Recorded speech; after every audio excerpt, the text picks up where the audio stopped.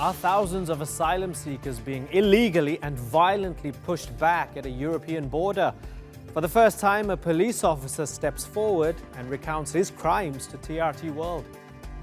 I'm Imran Garta, and today's newsmaker is the whistleblower within Croatia's police force. Migrants from around the world are stuck in Bosnia, with their only pathway into the European Union through Croatia. But during the past year, there's been mounting evidence that Croatian police are breaking EU law by quite literally beating asylum seekers back over the border. Human rights organizations have been sounding the alarm, with one group capturing more than 50 so-called pushbacks on camera. And a week ago, Croatia's president even admitted to having knowledge of what was happening. Well, TRT World's Off the Grid series went to the border to investigate. And for the first time, a whistleblower has come forward from within the Croatian police force and spoke to correspondent Yola Abdavid. His full documentary can be seen online at trtworld.com, but here's a sneak peek. The border between Bosnia and Croatia looks like a quiet haven, but thousands of migrants come here to cross illegally into the European Union. 24th time going to Croatia, and the police catch us and come back. 24th time. They call it the game, because if you fail, you have to start all over again.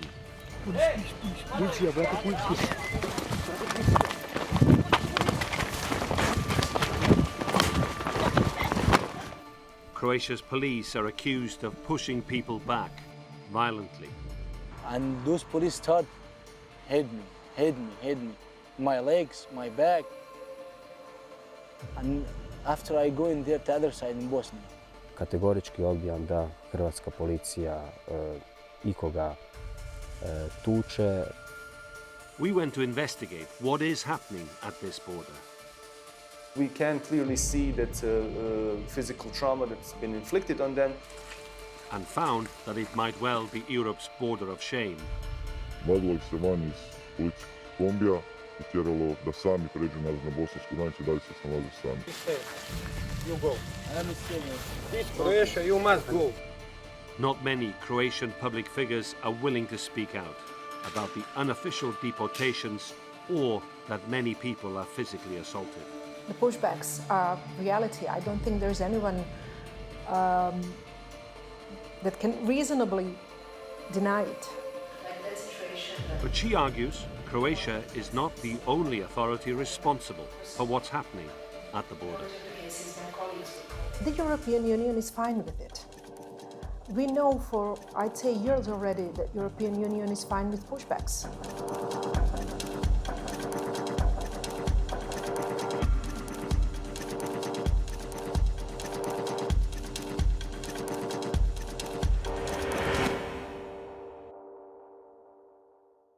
Well, joining me now in Brussels is European parliamentarian Tineke Strik. She's a former rapporteur on pushback policies in the Council of Europe.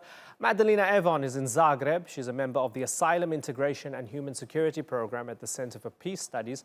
In Warsaw is Dominik Tarczynski. He's a Polish MP with the ruling Law and Justice Party and was recently elected to be a member of the European Parliament. And with me here in the studio is TRT World correspondent Yola Abdavid, who reported on and produced the documentary Off the Grid, Beaten by the Border. Good to have you all on the program. Tineke Strik, you've looked closely at the pushback policies. Tell me a little bit more about your findings. Yes, thank you. Well, maybe it's good to start with telling you that refugees fleeing from a war or persecution, they normally don't have any permission to travel to a country where they are in need for protection or can be granted protection. Therefore, irregular migrants traveling through Europe and trying to cross a territory, there are refugees among them. And therefore, it's very important that at the border, that it is always assessed if there are refugees among them who are in need for protection, because they cannot be returned to a situation of war. Now, I looked at many practices in European countries, and I saw that this principle is violated at many spots. It means that if migrants try to reach the territory of a country, that they are automatically returned, often accompanied with a lot of violence, and that they are given no information and, especially not given access to an asylum procedure. Sometimes even when they have crossed the border, then they are apprehended, automatically detained, and then brought back to a neighboring country. And this is especially, of course, threatening for refugees because of these practices. They run the risk of being sent back to a country where they face persecution or a war situation. Right. Yola Abdavid, I watched your documentary, and interestingly enough, it seems from your findings within the 26 minutes that I watched, and I wonder if you can confirm, beyond that, is it absolutely clear that these people are not given the chance to prove themselves or to apply for asylum? They're pushed back before they even get to saying who they are or where they come from. The main reason why so many migrants or refugees, but predominantly, and the UNHCR, the Migration Agency for the UN would agree with this, the vast majority are economic migrants. They're trying to improve their own lives by getting into Europe and the European Union. The reason why they go to northwest Bosnia is to try and cross Croatia into Slovenia and then on to Germany, France and Britain. That's the reason why they're going through. Most of them want to cross irregularly, illegally if you like, without showing documentation, without telling the Croatian authorities they are crossing their territory, because illegally. The whole purpose is to go through Croatia to try and find work and employment in the EU. With that in mind, Madalena Evon, is it really illegal what the Croatians are doing because they believe these people aren't refugees who need help, so they're just pushing them back? Well, actually the only way to know if they are refugees or not is to let them access the asylum procedure, which is allowed by national and international law. So the only way to know if they are refugees is let them go through the fair and individualized procedure that already exists, that is in place. The way for doing this is to let the people access the territory. Just in the moment in which they are on the territory, they will be allowed and able to seek for asylum, and then the procedure that already exists will be put in place. Procedure for people who do not want to seek asylum also exists. There are ways for legally return, for legally readmit people, and this is not the way that Croatian police officers are putting in place. Let me go to Dominic and just ask him straight off the bat. Dominic, are the Croatians doing the right thing? Of course. Very simple example, as a lawyer, because this is legal issue. Imran, if you are on vacation somewhere far away and you are robbed, you are a victim. You don't have money, you don't have credit cards, nothing. You were robbed, you're a victim. Are you allowed to break the law, steal food, and broke into someone's house to find the shelter? Yes or no? No. If you are 100 or 200 of you, can you cross the border in England, in Turkey, in Poland? What would have happened? All of us would be killed by the border officers. The fact that they are victims doesn't allow them to break the law and be illegal migrant or illegal asylum seeker. But why not give them the chance, false Dominic? Philosophy. Dominic, why not give them? Here's the question. No, you make a good point. People. Fair. Dominic, you make a good point. But why not give them the chance to prove whether they are vulnerable or not? You're automatically assuming that they all don't desperately need help. It doesn't work this way. According to international and EU law, you need to give them a chance. No. It is not true. It's not America. If you want to be an asylum seeker in a country, you have to apply first. That's why UN, let me finish. That's why UN are sending doctors there to help them, and even officers, immigration officers, where they can apply. So it's not true that they are victims and they have to break the law because there's no other way. It is just not true. And the question is to all who are participating in our debate, how many of you visited Lebanon or Syria? I went there 4 times. There is no problem at all to get the documents in Damascus or even now in Aleppo. I've got Well, many friends who are living there, and they are Syria's saying an almost... if you want to be This legally, is an interesting one. Okay. there is no problem I think at all. your case would have Even been in stronger. Okay, it's interesting because I think your case would have been stronger if you had to say, well, if you go to Pakistan, you'll see that it's not in war and you can get documents. I mean, the issue about Damascus is a different one and Aleppo is a different one. I don't want to go down that rabbit hole. So if you don't mind, let's put a lid on that one. It doesn't mean that they can break the law. Okay. That's it. Okay, your point is heard. Your lawyer, David, come in. What's interesting is the interpretation, because obviously the argument is made that this is a legal argument. Other people would argue, and I would too after doing this program, it's also an ethical argument. So it's quite right for Madalena and the Centre for Peace to say people should be asked, they should be processed, why we are helping. they should That's be why we are registered, sending money there. whether they indeed are migrants or whether they are refugees, whether they are requesting asylum or whether they're not requesting asylum and they're just passing through the territory of Croatia. But it's also, there is a question, especially in terms of the Schengen Zone Code and the rules in terms of allowing people to process into the European Union. Are they actually being discouraged violently and assaulted, or are they being offered asylum and help, as many people might ask for? And we're going to get into the violence in a moment. Tineke, you want to come in? Yeah. Yes, please. The obligation that we have to offer protection to refugees, it stems from the Refugee Convention, of course, from all human rights treaties, and also from our own EU law. So we need to assess if people are in need for protection, and if so, we need to protect them. And indeed, it is ethical as well, of course. If you look at the number of refugees that we have worldwide, what article? 85% lives in the region. And the European Union, only receives a very small percentage of that. Now, we signed the Global Compact on the refugees last year and say we need to have a more equal share of the responsibility. Every country should participate in that. But what we do, what the European countries do, is shifting back the responsibility to other countries. That's not, that's ethically, is that not right, and it's also not effective. I'd like to in respond. the end, the refugees will not get the protection that they need. Dominic, yes, you're going to get a second. Maybe I can add some other thing. Okay. I just heard someone. Okay, go ahead. I just heard someone say that they're all economic refugees. You cannot see that from the face. And I visited the Croatian border region with Bosnia. I saw many people from Syria, from Iraq.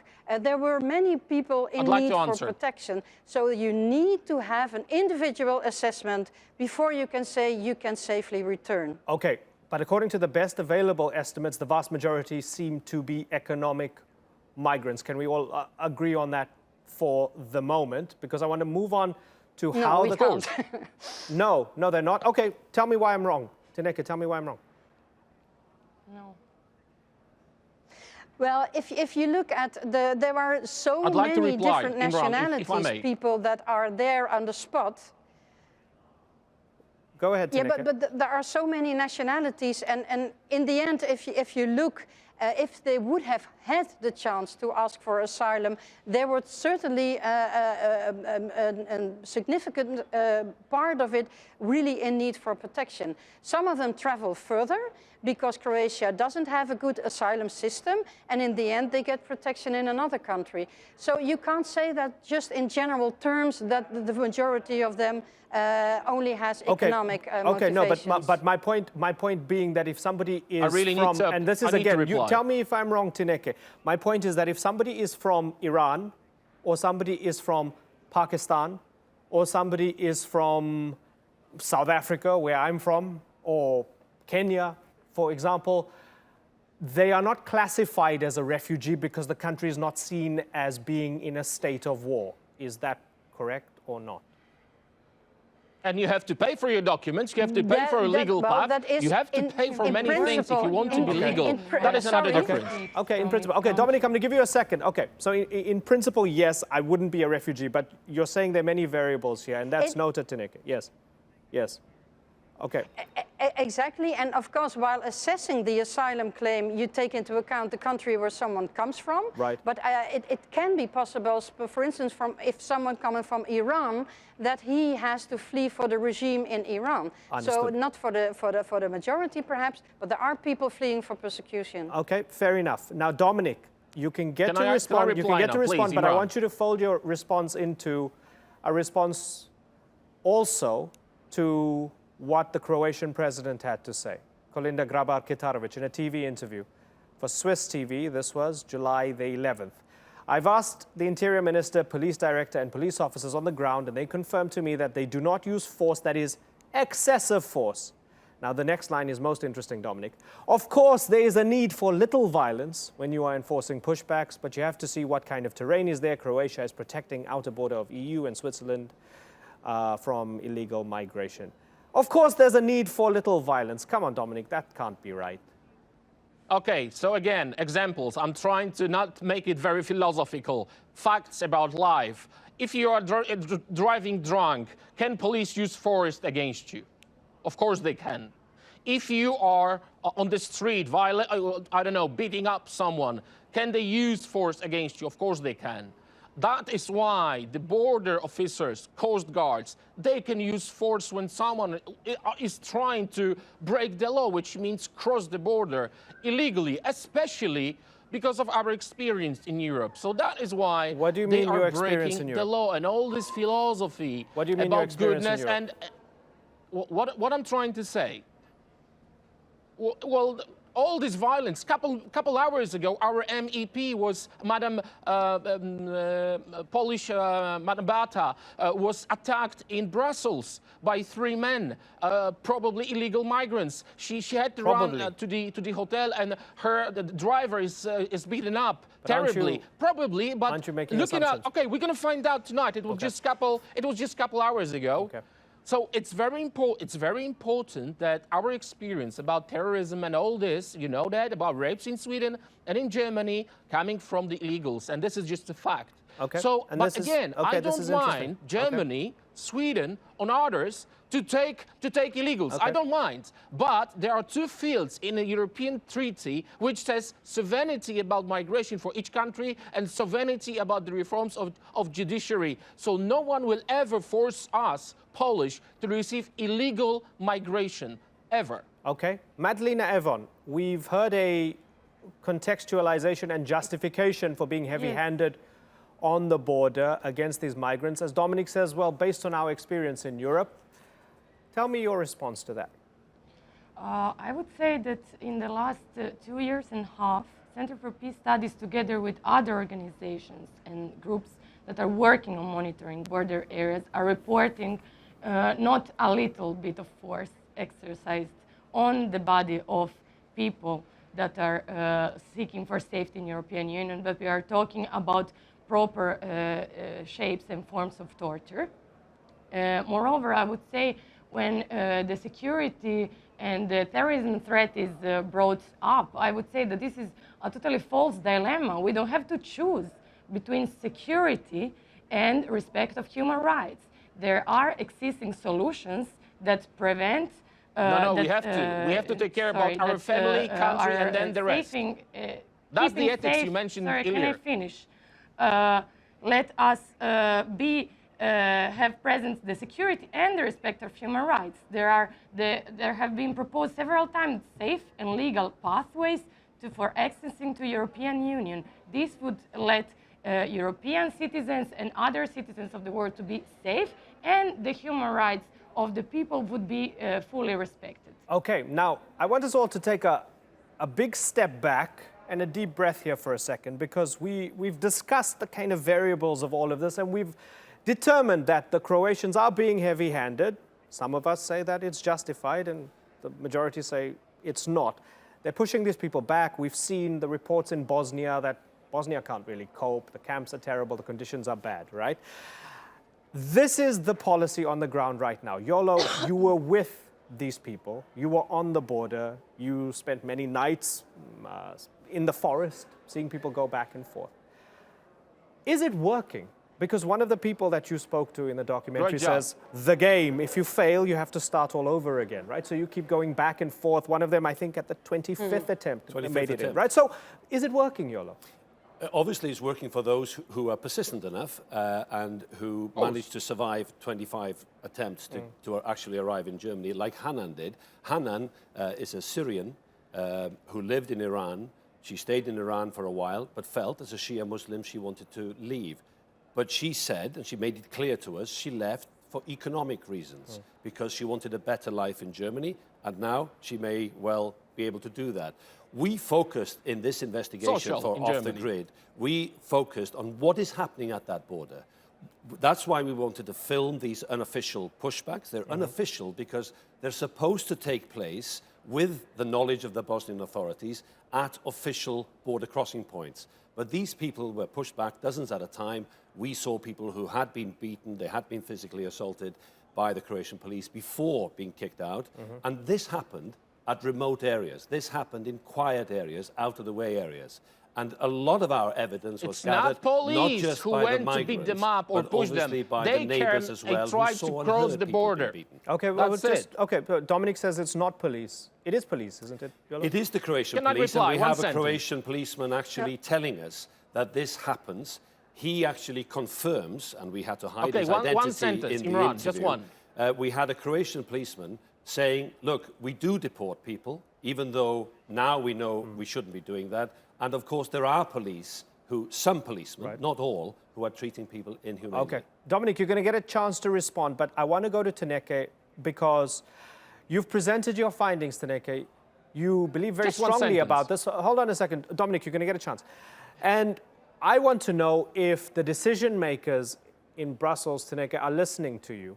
Well, I think they're listening to me. I mean, I presented the report also with Commission, officials from the Commissions were there, and they recognized these policies and practices because, and that's interesting because the Croatian authorities simply deny that this is happening, but the Commission knows that it is happening on a systematic basis, and they said they really want to do more strengthening monitoring systems in place so that it really can be followed what is happening on the ground. I think it's not enough. I mean, there's still a lot of pressure on the countries with external borders, especially also because of the Dublin system, that they remain responsible for everyone who enters the Schengen area or the EU area.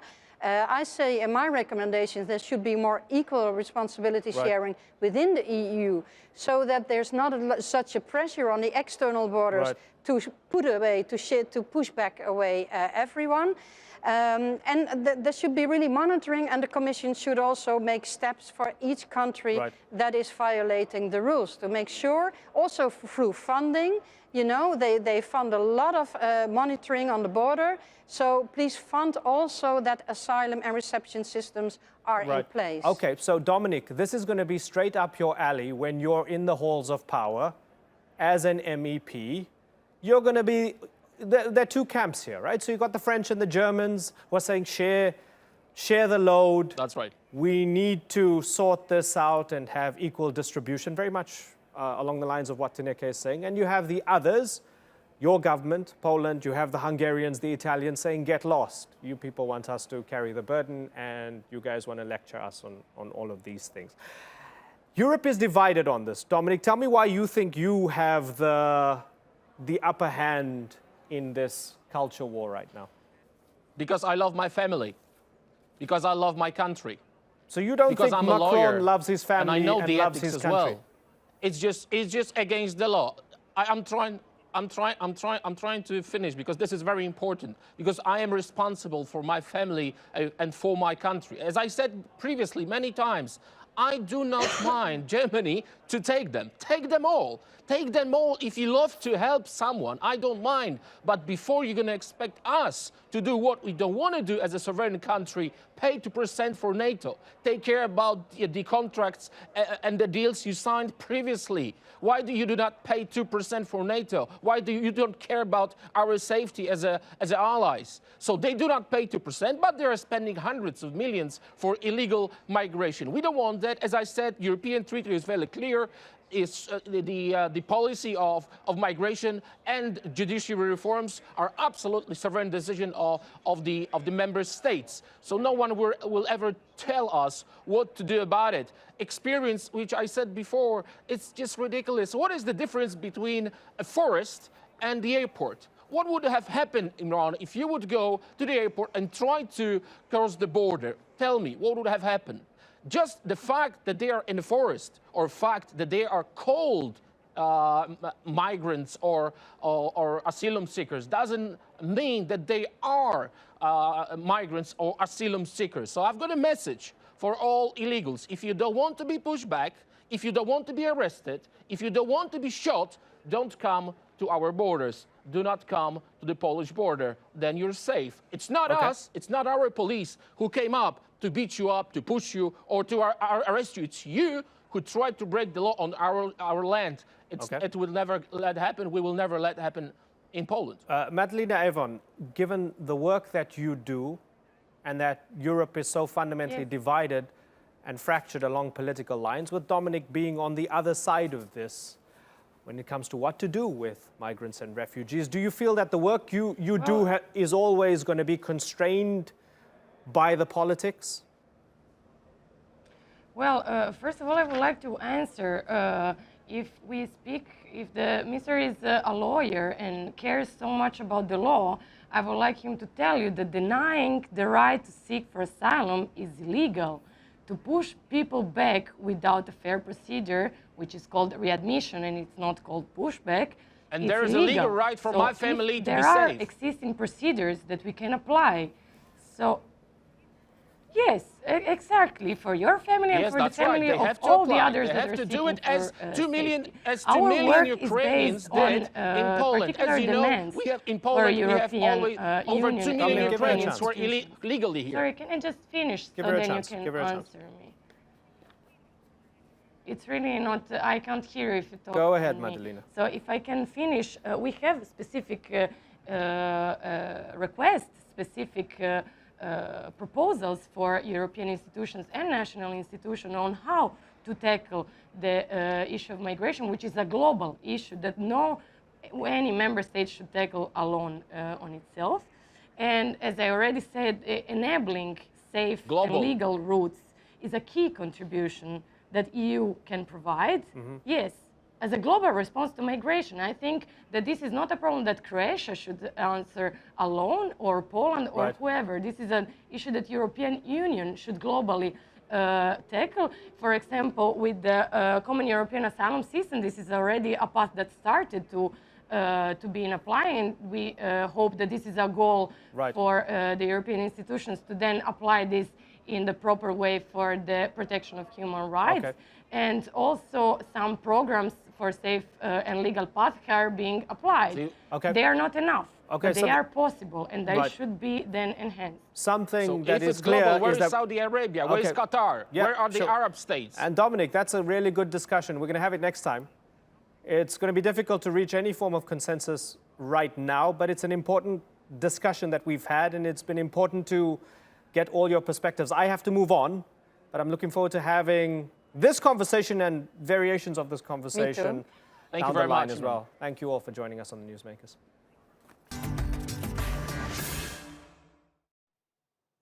Finally, the day Democrats had waited for 2 years. Former special counsel Robert Mueller appeared before Congress. He indicated that Russia helped Donald Trump win the 2016 election. He refused to exonerate Trump from obstructing justice. And most damning of all, Mueller confirmed that U.S. policies protecting sitting presidents saved Trump from indictment. And yet, it was more lackluster than blockbuster. The Democrats' goal was to help Americans digest the contents of Mueller's 448-page report. But they didn't get what they needed with a marathon 7-hour congressional hearing. So, will Mueller's testimony have a lasting impact? That debate after this report by Haider Abbasi.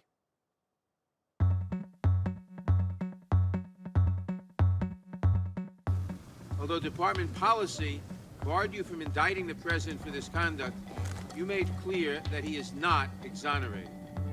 Any other person who acted in this way would have been charged with crimes. And in this nation, not even the president is above the law. Expectations were high for an explosive testimony, but instead we got this. Yes, true. That is correct. Yes. There was very little talking from Robert Mueller. The former special counsel stuck to the script, or in this case, the report. I refer you again to the report. There was nothing in Mueller's testimony to Congress that wasn't already available to the public. In April, he released the findings of his 2-year investigation. The report concluded there was no collusion between the Trump presidential campaign and Russia. Russia did interfere in the 2016 election. Trump was not exonerated over obstruction of justice. And it's the issue of obstruction of justice that the Democrats are clinging to. The report details 10 instances where the president tried to impede Mueller's investigation. The most famous being when he tried to fire the former FBI director. The report says that any potential obstruction of justice failed because members of the White House refused to follow Trump's orders.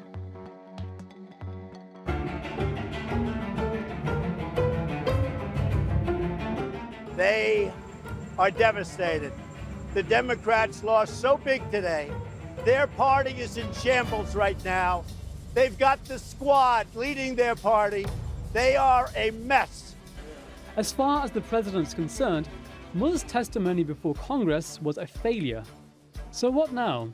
Analysts say the Democrats were betting on Mueller's testimony to pave the way for impeachment. But the former special counsel avoided that issue entirely. Mueller did say the president could be charged after leaving office, but said he couldn't be sure if Trump committed a crime. We have a case for impeachment. That's the place we will have to go.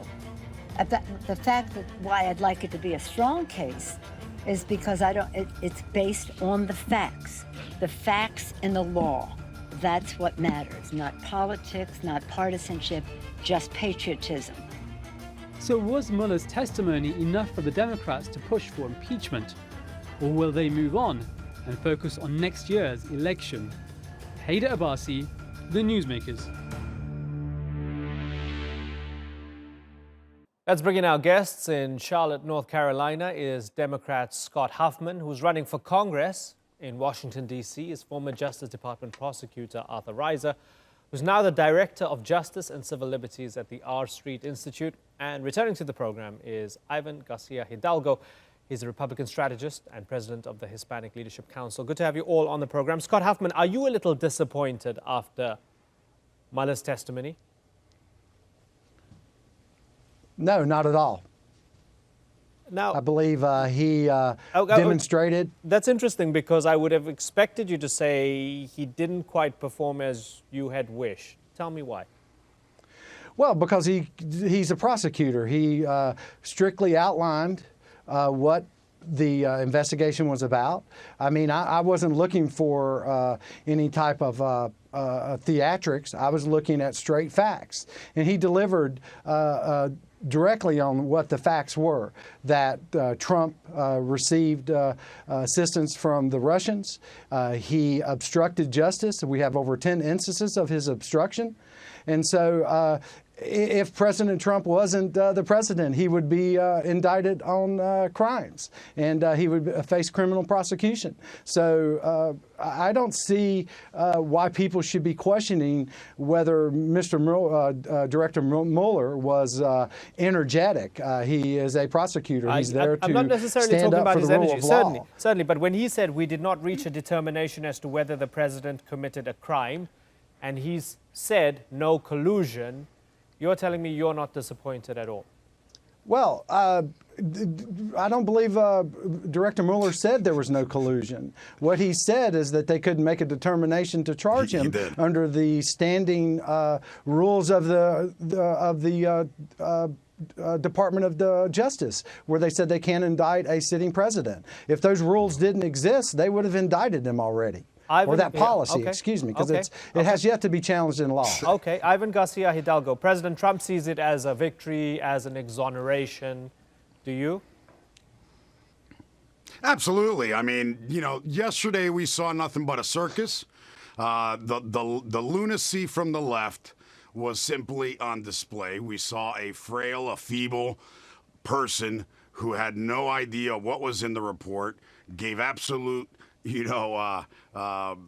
took all doubt that he had nothing to do with writing this report, didn't even know what was in it, showed that he was probably just a figurehead, and 16 partisan radical liberal lawyers that were on his team, which were a partisan hack job, wrote this report, and they were in charge of trying to find any kind of crime on the president. He couldn't answer. He looked terrible, seemed confused, and he did say no collusion. And he came back, just to clarify what the previous guest said, was he did come back and say that he wouldn't have charged. You know, he's saying that he didn't charge him or indict him because of DOJ rules, but he came back and said that wasn't an accurate statement. So at the end, you know, Democrats have spent almost $30 billion, $30 million, hundreds of subpoenas, 40 FBI agents, et cetera, chasing this ghost that didn't exist. It was all a hoax. It was all created by the Democrats, by the Obama and the Clinton campaign, to try and entrap a president. And at the end, the silver bullet that they were all hoping for that was going to come out in the Mueller report never came out. And then in the hearing yesterday, they were hoping that Mueller was going to come out and say that Trump was a Russian agent, and he said absolutely nothing. It was a waste of time. The Democrat Party is a disaster. They're lost. They're in despair, and that's why they're going to lose in 2020. They have nothing to offer, and they're just chasing shadows. So That's Arthur, it. okay, so Arthur, what is it? Was the problem with Mueller himself, or was it about the expectations that many Democrats had from this? Because they'd said, let's wait for the Mueller investigation to be concluded. Then they said, let's wait for the report. Then when Barr came out, they said, well, Barr misrepresented the report. Let's wait for Mueller himself to testify. And now, after he's testified, I mean, it's clear as day. We don't have a smoking gun. So was the issue with expectations, or was it with the former FBI director and the special prosecutor himself and his quote-unquote performance yesterday? Well, I'll cheat and say all of the above. I think first and foremost, the Democrats built this up to be the Super Bowl of, the end game, and it wasn't that. And I think it was unrealistic to expect that. And I think the candidate really hit the problem right on the head, is that they wanted him to be a prosecutor, but he wasn't sitting there as a prosecutor. He was sitting there as a witness. And what the Democrats should have done is they should have been the prosecutor. They should have been asking questions in a very pinpoint, directed way to create the sound bites that they needed for either impeachment or for the campaign that's going to happen. Well, it's happening right now. And I think that was the fundamental mistake they made, is they wanted him to come down there and change the hearts and minds of the American people, who in this case is the jury. The jury is the American people, and they wanted him to come there and be this spectacular display of justice, and he wasn't that. And that was unrealistic to expect that. I don't agree that he was a bumbling fool. I think he was a man who didn't want to be there, who thought that his report spoke for itself, but to expect him to get up there and change the hearts and minds of the American people all by himself was unrealistic. And I think they missed opportunity after opportunity after opportunity. I think Representative Jeffries is the only one that I would say did a good job of being a prosecutor, because he laid out the elements of obstruction and then tried to funnel the questions into those elements. And that is what the Democrats should have been doing the entire time. But instead, as Will Rogers said, I'm not a member of a coordinated political party because I'm a Democrat, and that's exactly what happened. You had each and everybody trying to get their own little sound bites in for their next campaign instead of a concerted effort in order to get the truth out. And we were left with nothing more than what we already had. So, Scott, with all of that in mind, was Mueller a greater symbol in silence for the Democrats than perhaps in practice? You know, I really think that what we're hearing here this morning is one side of a story that has nothing but falsehoods. I need to correct a couple statements earlier. You know, the U.S. government recovered $40 million, convicted 7 people in Trump's top administration. There are 37 people facing indictments and criminal charges. We have 25 ongoing criminal investigations. So this was not a hoax. This was not a witch hunt, and clearly Director Mueller stated that during his testimony. But undoubtedly, yesterday. these things are process crimes. We didn't see anything. They relate to obstruction. They relate to a lot of things. They undoubtedly relate to Russian meddling, people lying under oath, but they don't relate to collusion, do they, Scott? You know, I'm not going to know if I can accept that framing of the message because, you know, we didn't get any real testimony from President Trump. He refused to meet with Director Mueller in person, and then he only submitted his answers in writing. You know, I think the American people should demand that the entire Mueller report be unredacted. I think there's more information there that the public hasn't seen that I think and most confidently believe would sway public opinion that we need to move forward with impeachment proceedings. Arthur, would that be a good idea? I mean, I don't know what's in the report to say whether or not it's a good idea, to be quite frank with you. I think that there's also another side to this, that maybe the Democrats did exactly what they wanted. They know the report's not going to come out. And, you know, I go back to Alexander Hamilton in the Federalist 65, who said that, you know, when it comes to impeachment, you're never going to capture the passions of the entire country. And I think Nancy Pelosi is a very skilled politician. And I think that if you look at it through that lens, where they know that they're not going to be able to capture the passions of the American people, they're not going to be able to change the hearts and minds. Listen, she saw this movie in 1998 with the Clinton administration, and she knows how this movie ends. And I think that it's really clear that the Democrats do not want to go forward with impeachment because I think it will rally every single Republican around the president, and I don't think it's a good idea. As far as releasing the entire report, I don't know enough in there to be able to say, and I think it would be irresponsible for me to off the cuff say, yeah, release it when I don't know what the national security implications are. Ivan, do you think the Democrats could be playing a long game here? No, I think they made a big mistake. You know, let's see what the Attorney General comes up with, what the IG comes up with. There's an investigation going on right now on how this started. You know, the real loser out of this entire situation is obviously the Obama administration. All this happened on their watch. They did nothing. They put, you know, they spied on 2 American citizens. It looks like a setup, smells like a setup. It might very well be a setup. So let's see what happens. But I think the Democrats overplayed their hand. Today, I don't think there's an appetite to impeach this president. There's no grounds to impeach this president, no matter, you know, how much they light their hair on fire on the radical left. But people that, imagine saying Nancy Pelosi is a moderate, that's amazing, when she was always the poster child for liberalism.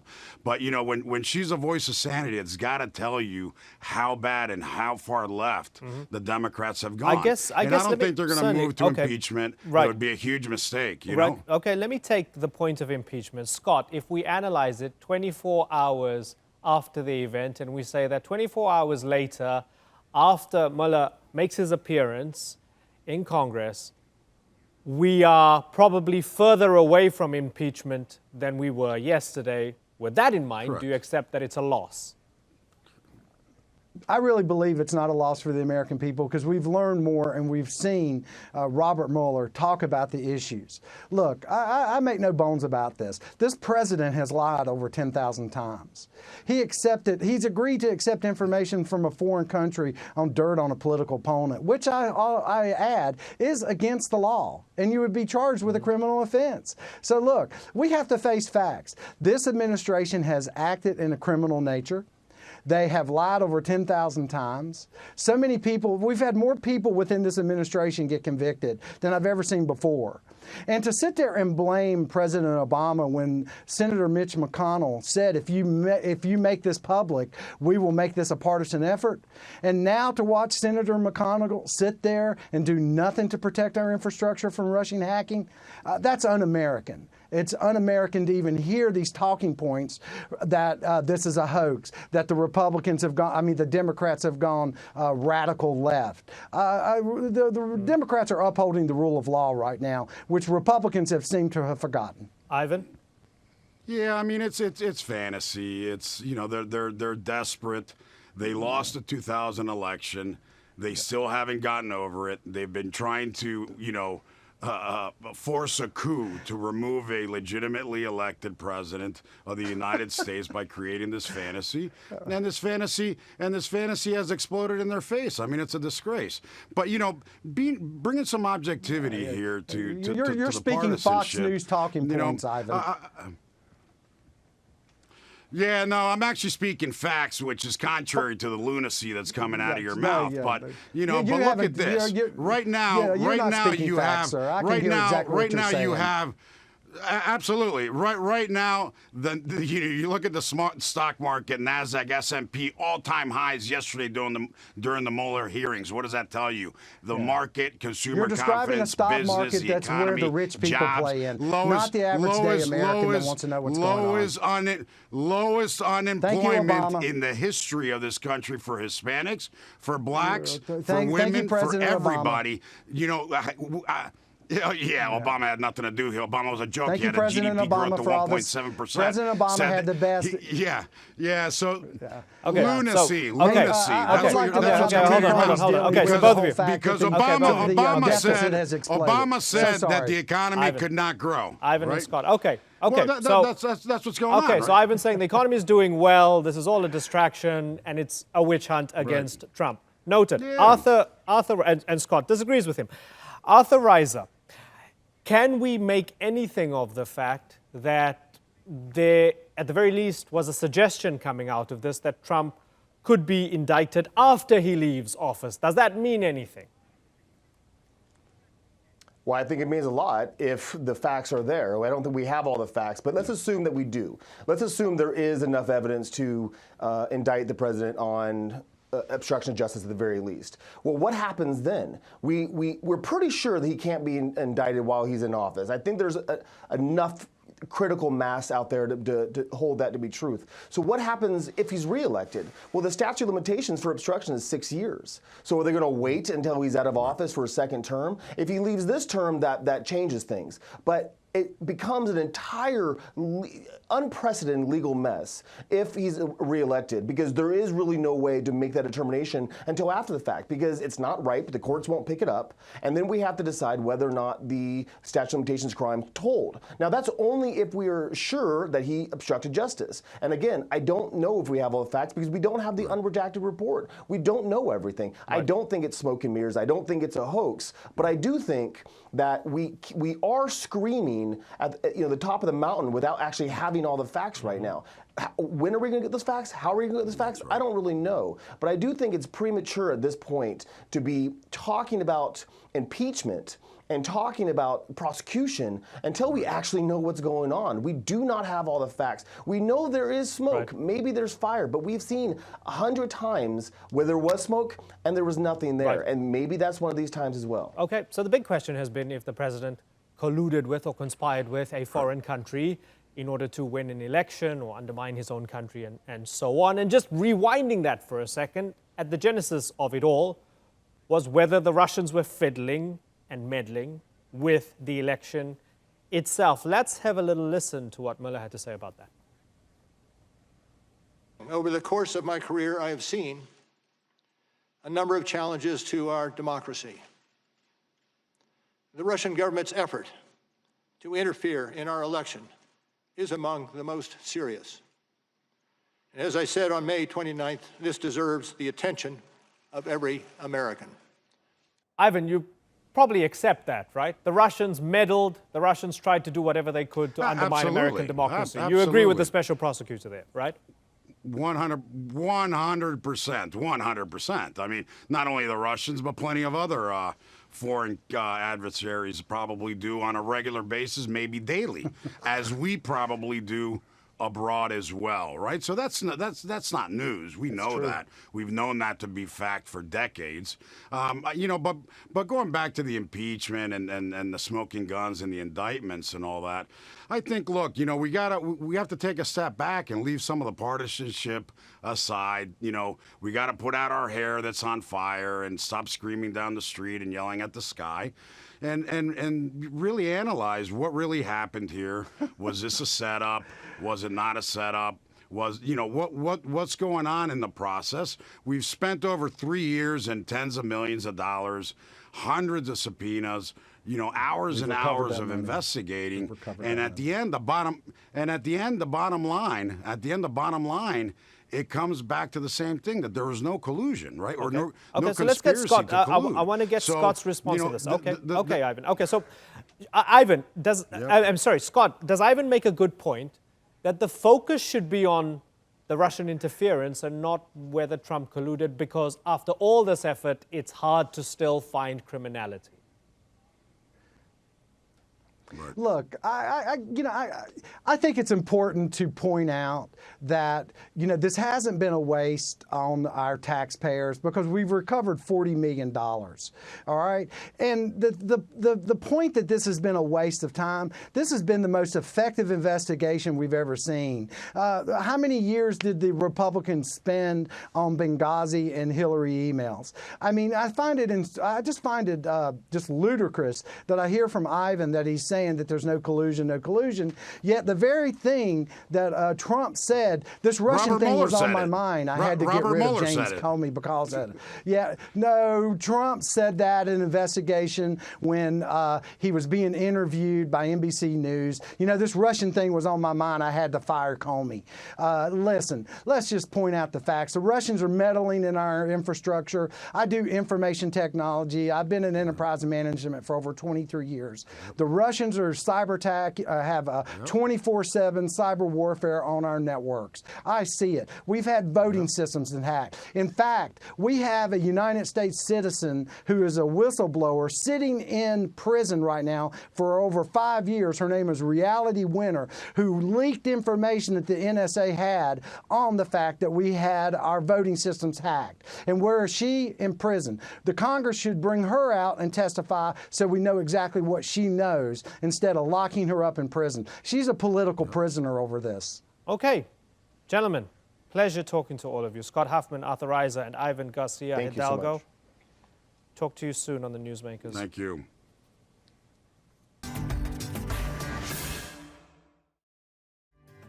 That's all for this edition of the Newsmakers with me, Imran Garta. Check out more of our stories on YouTube, Facebook, and Twitter. Remember to like, follow, and subscribe. Until next time, thank you for watching. Bye-bye.